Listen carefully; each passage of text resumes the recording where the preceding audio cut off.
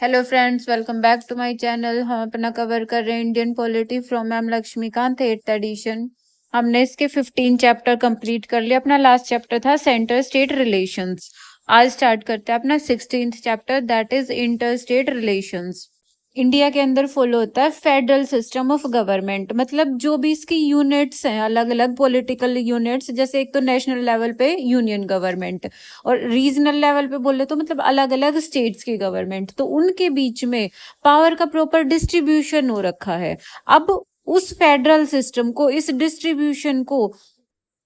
अच्छे से चलाने के लिए जरूरी है कि वहां पे हार्मोनियस रिलेशनशिप बनी रहे बिटवीन इट्स डिफरेंट यूनिट्स, कि सेंटर और स्टेट के बीच में अच्छे से रिलेशनशिप बना रहे। तो ये तो हमने पिछले चैप्टर में कवर कर लिया था, जहां पे हम सेंटर और स्टेट के रिलेशन देख रहे थे अलग अलग स्फीयर्स में, जैसे legislative relations, administrative relations, financial relations कैसे थे। अब जो अलग अलग स्टेट्स हैं वो भी तो पूरे के पूरी कंट्री की यूनिट्स हैं अलग अलग, तो इनके बीच में भी अच्छे से हार्मोनियस रिलेशनशिप रहे, इसके लिए भी कॉन्स्टिट्यूशन में कुछ ना कुछ प्रोविजंस करे गए हैं कुछ मेन मैटर्स के ऊपर, जैसे कि इंटर स्टेट वाटर डिस्प्यूट को सोल्व करना, इंटर स्टेट काउंसिल्स के थ्रू डिफरेंट स्टेट्स के बीच में एक कोऑर्डिनेशन बना के रखना, और जो अलग अलग स्टेट्स के पब्लिक एक्ट्स हैं, रिकॉर्ड हैं, जुडिशियल प्रोसीडिंग्स हैं, उनका रिकॉग्निशन हो ऑल ओवर द कंट्री, ताकि अलग अलग स्टेट्स और सेंटर के बीच में एक हार्मोनियस रिलेशनशिप बना रहे। कुछ प्रोविजंस करे गए हैं freedom of inter state trade, commerce या फिर इंटरकोर्स को लेके, और इसके साथ साथ जोनल काउंसिल का भी कंसेप्ट रखा गया कि कई सारे स्टेट मिलके कोऑर्डिनेट करे, जो भी उनके कॉमन इश्यूज हैं, कॉमन इंटरेस्ट के इश्यूज हैं, उनके अंदर वो कोऑर्डिनेट एक इकट्ठे जगह पे, एक प्लेटफॉर्म पे बैठ के डिस्कशन कर सके। तो इन प्रोविजंस को वन बाय वन डिटेल में देखते हैं। फर्स्ट है inter state water dispute. Article 262 के अंदर कॉन्स्टिट्यूशन में इंटर स्टेट वाटर डिस्प्यूट के एडजुडिकेशन के रिगार्डिंग दो प्रोविजंस कर रखे हैं। फर्स्ट है कि पार्लियामेंट किसी लॉ के थ्रू प्रोवाइड करेगी कि इंटर स्टेट रिवर या फिर रिवर वैली के अंदर जो भी यूज ऑफ वाटर या फिर डिस्ट्रीब्यूशन के रिगार्डिंग अगर कोई डिस्प्यूट है तो उसको किस तरीके से रिजोल्व करा जाए। और सेकंड प्रोविजन करा गया कि पार्लियामेंट ये कह सकती है कि ना तो सुप्रीम कोर्ट और ना ही कोई और दूसरा कोर्ट इन डिस्प्यूट्स के अंदर इन्वॉल्व हो सकते। अकॉर्डिंगली पार्लियामेंट ने दो लॉ पास करे। फर्स्ट, रिवर बोर्ड एक्ट, जो इंटर स्टेट रिवर या रिवर वैली के डेवलपमेंट और रेगुलेशन के लिए रिवर बोर्ड के एस्टेब्लिशमेंट की बात करता है। कोई भी रिवर बोर्ड सेंट्रल गवर्नमेंट के थ्रू एस्टेब्लिश होता है, बट स्टेट गवर्नमेंट अगर रिक्वेस्ट करे तब। सेकंड एक्ट पास करा inter state river water dispute act, जिसमें सेंट्रल गवर्नमेंट के पास ये पावर होती है कि वो river water, inter state river water के डिस्प्यूट्स को रिजोल्व करने के लिए कोई एड हॉक ट्रिब्यूनल्स बनाए, और इन ट्रिब्यूनल्स के डिसीजंस फाइनल और बाइंडिंग होते हैं both the parties. Centre state relations का नेक्स्ट एस्पेक्ट है inter state councils. Indian states या फिर सेंटर और स्टेट के बीच में अच्छे से कोऑर्डिनेशन बना रहे, इसके लिए आर्टिकल 263 में प्रोविजन है for the establishment of inter state councils, और इंटर स्टेट काउंसिल के एस्टेब्लिशमेंट की पावर दी गई है प्रेसिडेंट को, और प्रेसिडेंट ही डिफाइन करेगा कि वो जो इंटर स्टेट काउंसिल है उसकी ऑर्गेनाइजेशन कैसे करे, प्रोसीजर क्या रहेगी, या फिर ड्यूटीज उस काउंसिल को किस तरीके की दी जाए। बट इसके साथ साथ प्रेसिडेंट को तो पावर दे रखी है डिफाइन, कि वो ड्यूटीज को डिफाइन करे इंटर स्टेट काउंसिल के लिए, बट इसके साथ साथ आर्टिकल 263 में कुछ स्पेसिफिकली ड्यूटीज भी बताई गई हैं इंटर स्टेट काउंसिल के लिए। सबसे फर्स्ट ड्यूटी डिफाइन करी है आर्टिकल 263 में, अलग अलग स्टेट्स के बीच में जो भी मैटर ऑफ डिस्प्यूट हो सकते हैं उनको एनक्वायर करना और उनके ऊपर एडवाइस देना। अलग अलग स्टेट्स और सेंटर के बीच में कॉमन इंटरेस्ट के इश्यूज पे डिस्कशन करना और इन्वेस्टिगेशन करना। अलग अलग स्टेट्स और सेंटर के बीच में पॉलिसीज को अच्छे से कोऑर्डिनेट करा जा सके, इस चीज के लिए रिकमेंडेशंस देना। अब थोड़ा यूं देखते हैं इंटर स्टेट काउंसिल की एस्टेब्लिशमेंट होती कैसे है। तो जो Sarkaria commission on centre state relationship आया था 1983 टू 88 के बीच में, उसने स्ट्रोंगली बोला था इंटर स्टेट काउंसिल को एस्टेब्लिश करने के लिए अंडर आर्टिकल 263। तो सरकारिया कमीशन की रिकमेंडेशंस को फॉलो करते हुए वीपी सिंह ने एस्टेब्लिश कर दी थी 1990 में इंटर स्टेट काउंसिल्स, और उसके अंदर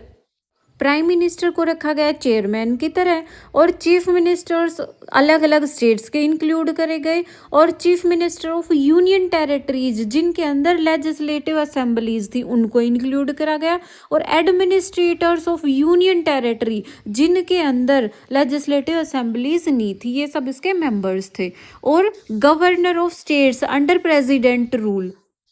और 6 सेंट्रल मिनिस्टर्स को भी रखा गया इसके मेंबर के तौर पे, इंक्लूडिंग होम मिनिस्टर और जो भी नॉमिनेटेड भाई थे प्राइम मिनिस्टर।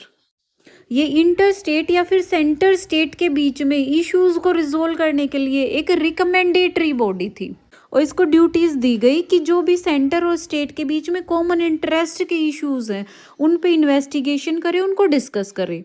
और पॉलिसीज का अच्छे से कोऑर्डिनेशन हो पाए सेंटर और स्टेट या फिर अलग अलग स्टेट्स के बीच में, तो इसके लिए कुछ रिकमेंडेशंस दे।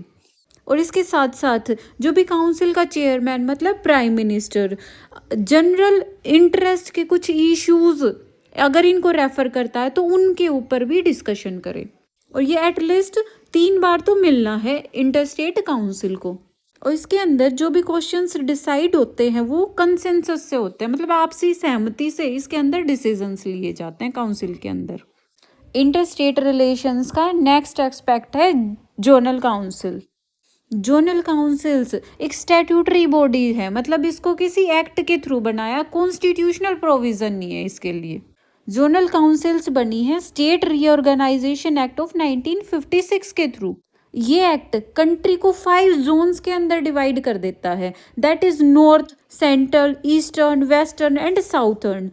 और इन सब 5 डिविजन्स के लिए 5 अलग अलग जोनल काउंसिल्स को एस्टेब्लिश करता है एक्ट। ये जो 5 अलग अलग जोन्स में डिवाइड करा गया है, 5 जोन किस तरीके से कई सारे फैक्टर्स को देखते हुए डिवाइड करा गया 5 जोन के अंदर, जैसे कि नेशनल डिवीजन ऑफ कंट्री किस तरीके से है, मतलब कोई माउंटेन वगैरह किस तरीके से पास हो रही है तो वो नेचुरल डिवीजन हो गया, रिवर सिस्टम को देखते हुए, और मीन्स ऑफ कम्युनिकेशन अलग अलग स्टेट्स के कहाँ तक अलाउ करते हैं, वहाँ का कल्चर या फिर लिंग्विस्टिक एफिनिटी किस तरीके की है, और इकोनॉमिक डेवलपमेंट की रिक्वायरमेंट अलग अलग जोन्स के अंदर अलग अलग एरिया के अंदर कैसी है, या फिर सिक्योरिटी, लॉ एंड ऑर्डर, इन सब फैक्टर्स को देखते हुए कंट्री के अलग अलग 5 जोन बनाए गए थे जोनल काउंसिल्स के लिए,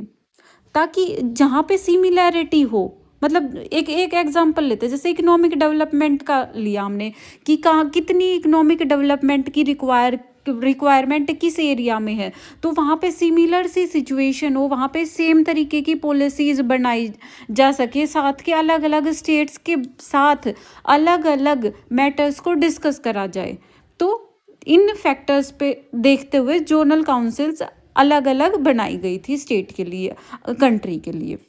अब मेंबरशिप की बात आती है तो कि इन जोनल काउंसिल्स के अंदर कौन कौन मेंबर्स होंगे, तो सबसे पहले home minister of central government का होगा, chief minister of all the state in the zone, कि उस जोन के अंदर जितने भी स्टेट हैं उन सब के चीफ मिनिस्टर्स होंगे, और 2 मिनिस्टर्स होंगे ईच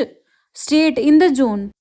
और यूनियन टेरिटरीज की बात हो तो वहाँ के एडमिनिस्ट्रेटर्स हो जाएंगे।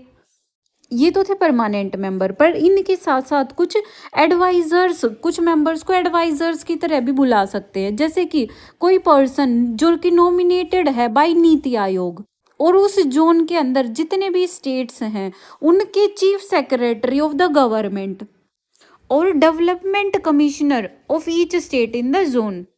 बट जहाँ बात आती है कि इन सब जोनल काउंसिल्स के अंदर चेयरमैन किसको रखा जाएगा, तो इनके अंदर चेयरमैन होंगे home minister of central government, और जो हर एक जोन के अंदर जो अलग अलग स्टेट्स हैं उनके चीफ मिनिस्टर होते हैं जो वो एक्ट करेंगे एज वाइस चेयरमैन। अब वाइस चेयरमैन तो एक होगा, तो अलग अलग स्टेट्स के लिए क्या रोटेशन वाइज रख दिया गया कि 1 साल के पीरियड के लिए रोटेशन वाइज हर एक चीफ मिनिस्टर को वाइस प्रेसिडेंट की तरह माना जाएगा। जोनल काउंसिल के एस्टैब्लिश करने के कुछ ऑब्जेक्टिव हैं, जैसे कि एक emotional integration of the country achieve करा जा सके। इन 5 जोनल काउंसिल के अलावा अलग है एक नॉर्थ ईस्टर्न काउंसिल, जो कि एक पार्लियामेंट के सेपरेट एक्ट से बनी थी। The north eastern council act of 1971 से बनी थी नॉर्थ ईस्टर्न काउंसिल, और इसके मेंबर्स हैं असम, मणिपुर, मिजोरम, अरुणाचल प्रदेश, नागालैंड, मेघालय, त्रिपुरा एंड सिक्किम। स्टार्टिंग में तो नॉर्थ ईस्ट काउंसिल के अंदर 7 मेंबर्स थे, पर 2002 के अंदर Sikkim as 8th member North East council के अंदर ऐड हुआ था। इसके मेन फंक्शंस तो वही है जो बाकी के और जोनल काउंसिल्स हैं उनके, बट इन एडिशन थोड़ा सा और इसके ऊपर ड्यूटीज लगा रखी हैं, जैसे कि इनको बनाना एक रीजनल प्लान जिसके अंदर matter of common interest included हो, और इसके साथ साथ इनको ये देखना है कि जो अलग अलग मेंबर स्टेट हैं इसके, उन्होंने उस रीजन के अंदर सिक्योरिटी और पब्लिक ऑर्डर बना रहे, इसके लिए क्या क्या मेजर्स लिए हैं। तो फ्रेंड्स, आज की वीडियो में इतना ही, और अगर आपको मेरी वीडियोस रेलिवेंट लग रही हैं तो प्लीज़ इनको लाइक शेयर ज़रूर करें, और चैनल सब्सक्राइब नहीं करा है तो चैनल सब्सक्राइब कर लें। और अगर कोई डाउट आता, मेन पॉइंट्स तो मैं कवर करवा देती हूँ, बट उसके बाद भी अगर कोई डाउट आता है तो कमेंट सेक्शन में डाल दें।